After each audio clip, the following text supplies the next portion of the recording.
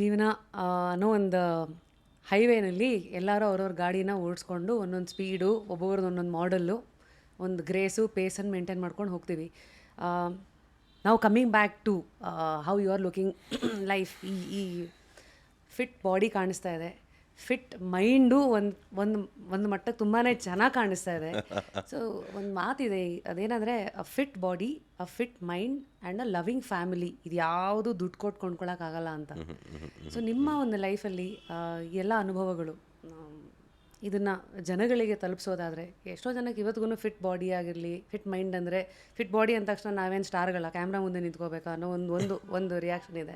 Fit mind ಅಂದ ತಕ್ಷಣ ಇವತ್ತು ಆ್ಯಂಗ್ಸೈಟಿ, ಡಿಪ್ರೆಷನ್ ಎಲ್ಲ. So let me talk about mental health to you. ಒಂದು ಜೀವನ ಕಲಿಸೋ ಪಾಠ ಅದೇ ಮೆಂಟಲ್ ಹೆಲ್ತನ್ನು ತೋರಿಸ್ಬಿಡುತ್ತೆ. ಕೆಟ್ಟದಾದರೂ ಜೀವನನೇ ಸುಧಾರಿಸ್ಕೊಂಡು ಜೀವನದಿಂದಲೇ. ನಿಮ್ಮ ಕೇಸಲ್ಲಿ ಏನು? What is mental health to you in 2024? Acceptance of reality again. Acceptance of reality again. And keep your mind peaceful.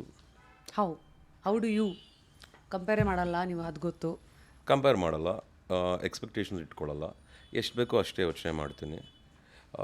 ನಾನೇನಾದ್ರು ಇಂಥದ್ದು ಪ್ರಾಕ್ಟಿಕಲಾಗೆ ಯೋಚನೆ ಮಾಡೋಣ, ನಾನೇನೋ ತೊಗೋಬೇಕು, ಅದಕ್ಕೊಂದು 10 ಕೋಟಿ ರೂಪಾಯಿ ಇರುತ್ತೆ, ನಾನು ನಾಳೆನೇ ತೊಗೊಳಕ್ಕಾಗಲ್ವಲ್ಲ, ಈಗ ನನ್ನ ಕೈಲಿ ಆಗಲ್ಲ ಅಂದಾಗ ಅದನ್ನು ನಾನು ದುಡಿದು ಆ ಪ್ರೋಸೆಸ್ನ ನೋಡ್ಕೊಂಡು ಆಮೇಲೆ ಅದನ್ನು ತಗೋಬೇಕು. ಆ ನಿಜಾಂಶನ ಅರ್ಥ ಮಾಡ್ಕೋಬೇಕು. That is where you keep yourself strong here. And ನಮಗೆ ಗೊತ್ತಿರಬೇಕು ನಾಳೆ ನಾವೇನು ಮಾಡ್ತೀವಿ ಅನ್ನೋದು. ನಾಳೆ ನಾವೇನು ಮಾಡ್ತೀವಿ ಅಂತ ಇವತ್ತು ಗೊತ್ತಿಲ್ಲದೆ ಇವತ್ತು ಮಲ್ಕೊಂಡಾಗ ನಾಳೆ will be very boring to you. So you are always a planner? I am always a planner. I know what I am doing tomorrow. ನಾಳೆ ರೆಸ್ಟ್ ಇದ್ದರೂ ನನಗೆ ಹಿಂದಿನ ದಿನನೇ ಗೊತ್ತಿರೋದೆ ನಾನು ರೆಸ್ಟ್ ತೊಗೋಬೇಕು, ನಾನು ರೆಸ್ಟಲ್ಲಿ ಇರ್ತೀನಿ ಅಂತ. But I make sure tomorrow is interesting for me. Only then sunrise is interesting.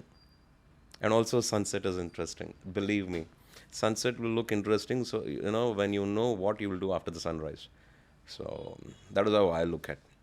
And about the fitness ಅಂತ ನೋಡಿಕೊಂಡಾಗ ಇದು ತುಂಬ ಇಂಪಾರ್ಟೆಂಟು ಪ್ರತಿಯೊಬ್ಬರಿಗೂ. ಬರೀ ಕಲಾವಿದರು, ಆ್ಯಕ್ಟರ್ಸು, ನಮ್ಮಂಥವ್ರಿಗೆ ನಿಮ್ಮಂಥವ್ರಿಗೆ ಮಾತ್ರ ಅಲ್ಲ, ಇದು ಪ್ರತಿಯೊಬ್ಬರಿಗೂ ಬಹಳ ಇಂಪಾರ್ಟೆಂಟು. ಯಾರ್ಯಾರಿಗೆಲ್ಲ ಆರ್ಗನ್ಸ್ ಇದೆಯೋ ನಮ್ಮ ಥರನೇ ಎಲ್ಲರಿಗೂ ಅಂದರೆ ಅಷ್ಟೇ ಇಂಪಾರ್ಟೆಂಟ್. ಅದು ಹೇಳ್ತಾರೆ, ದೇಹದಲ್ಲಿರೋ ಅಷ್ಟು ಚಕ್ರಗಳು ಆ್ಯಕ್ಟಿವೇಟ್ ಆಗುತ್ತಂತೆ ವೆನ್ ಯು ವರ್ಕೌಟ್. ಯಾಕೆ ಚಕ್ರಗಳು ವರ್ಕೌಟ್ ಆಗಬೇಕು ಅಂದರೆ, ಆವಾಗಲೇ ಒಬ್ಬ ಮನುಷ್ಯತ್ವದಿಂದ ಬದುಕೋಕ್ಕೆ ಅವಕಾಶ ಆಗುತ್ತೆ. ಇದು ಹೇಗಾಗುತ್ತೆ? ಲೇಸಿಯಾಗಿದ್ದಾಗ, ಚಕ್ರಗಳು ಆ್ಯಕ್ಟಿವೇಟ್ ಆಗಿಲ್ದಿದ್ದಾಗ ನಮಗೆ ಗೊತ್ತಿಲ್ಲದಂಗೆ ನೆಗೆಟಿವಿಟಿ ಅನ್ನೋದನ್ನ ನಮ್ಮನ್ನು ತುಂಬ ಸುತ್ಕೊಂಡ್ಬಿಡುತ್ತೆ. ಟ್ರೈ ಮಾಡಿ. ಈಗ ಅದೇ ವರ್ಕೌಟ್ ಮಾಡ್ತೀವಿ, ಎಲ್ಲಿ ಪಾಸಿಟಿವಿಟಿ ಸ್ಟಾರ್ಟ್ ಆಗುತ್ತೆ? ಫಸ್ಟು ನನಗೆ ನಾನು ಚೆನ್ನಾಗಿ ಕಾಣಿಸ್ಬೇಕು. ಮಿರರ್ ಮುಂದೆ ನಿಂತ್ಕೊಂಡಾಗ ನಾನು ಚೆನ್ನಾಗಿದ್ದೀನಿ ಅನಿಸ್ಬೇಕು. ಮಿರರ್ ಮುಂದೆ ನಿಂತ್ಕೊಂಡಾಗಲೂ ನನಗೆ ಬೇಜಾರಾಗ್ಬಿಟ್ರೆ ಫಸ್ಟ್ ಡಿಸ್ಟರ್ಬೆನ್ಸ್ ನಿಮಗೆ ಮೆಂಟಲ್ ಹೊಡಿತಾ ಇದೆ. Your mind is disturbed already, your health is disturbed, you are totally gone. When will you give importance to yourself? ಈಗಾಗುತ್ತೆ, ಆಮೇಲೆ ಮಾಡೋಣ ಗುರು, ಹಂಗೆ ಅನ್ಕಡೆ ನನಗೂ 42 ಆಗಿದೆ. ಈಗ ನಾನು ಇದನ್ನೆಲ್ಲ ಶುರು ಮಾಡಿದ್ದು during my school days. I am telling you, ಇವತ್ತು ನಾನು ಯೋಗ, ಜಿಮ್ಮೆಲ್ಲ ಮಾಡ್ತಿದ್ದೀನಿ ಅಂದರೆ ನಾನು ಇವಾಗಿಂದ ಅಲ್ಲ, 1999-2000 ಸ್ಟಾರ್ಟ್ ಮಾಡಿರೋದು ನಾವು ಇದನ್ನೆಲ್ಲ. ಇವತ್ತು ನಮ್ಗೆ ಅದು ಬ್ಯಾಲೆನ್ಸ್ ಆಗ್ತಿದೆ ಅಂದರೆ because we are mentally also fit, physically also fit, and we have learned, we have stressed our body basically. ಒಂದು kung fu, karate, taekwondo, martial arts, ಆಮೇಲೆ ಸಂಗೀತ, Hindustani, Carnatic, classical and film songs and all those things.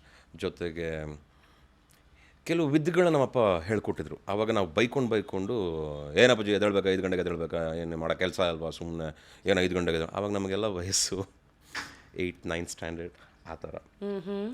ನಮ್ಮ ಅಪ್ಪಾಜಿ, ಏನು ಮಾಡೋಕ್ಕೆ ಕೆಲಸ, ನನ್ನ ಮಕ್ಕಳ ಏನರೂ ಕಿತ್ತಾಕ್ಬೇಕು ನೀವು, 5 ಗಂಟೆಗೆ ಎದ್ದೇಳಬೇಕು, ಜಾಗಿಂಗ್ ಮಾಡಬೇಕು. ಅಲ್ಲಿಂದ ಸ್ಟಾರ್ಟ್ ಮಾಡಿದ್ದು ನಮ್ಮ ತಂದೆ ನಮ್ಮನ್ನು. ಈಗ ಮೊನ್ನೆ ನಾವು ಹೀರೋಗಳಾದ್ಮೇಲೆ ಇದನ್ನೆಲ್ಲ ಬಂದಿದ್ದು ಅಂದರೆ ತಪ್ಪಾಗ್ಬಿಡುತ್ತೆ. ಅದರಿಂದ ಬಹುಶಃ ನಮಗೆ ಈ ಫಿಟ್ನೆಸ್ ಅಂದ್ರಲ್ಲ, ನಿಜ ಹೇಳಲ್ಲ, ನಾನಿವಾಗ ಬಗೀರಾ ಮುಂಚೆ ವರ್ಕೌಟ್ ಮಾಡಿದ್ದು. ಈಗ ಸುಮಾರು ಒಂದು 2.5-3 ತಿಂಗಳಾಗಿದೆ. ಯೋಗ ಬಿಟ್ಟರೆ ಇನ್ನೇನು ಮಾಡ್ತಾ ಇಲ್ಲ ನಾನು. ನಾನು ಇನ್ನೂ ವೆಯ್ಟ್ಸ್ಗೆ ಮತ್ತೆ ಹೋಗಿಲ್ಲ, ಬಿಕಾಸ್ ನೆಕ್ಸ್ಟ್ ಪ್ರಾಜೆಕ್ಟು ಇನ್ನೇನು ಪ್ರಿಪ್ರೇಷನ್ ಸ್ಟಾರ್ಟ್ ಇನ್ನೊಂದು ವಾರದಲ್ಲಿ ಶುರು ಆಗುತ್ತೆ. That is when I can really get fit. This is not fitness first of all. ನನ್ನ ಪ್ರಕಾರ ನಾನು ಇವತ್ತು ಫಿಟ್ ಆಗಿಲ್ಲ ಇನ್ನೂ. I can be better. These are the things ನಾವು ಇದನ್ನು ಅರ್ಥ ಮಾಡ್ಕೋಬೇಕು ರಶ್ಮಿ ಅವರೇ.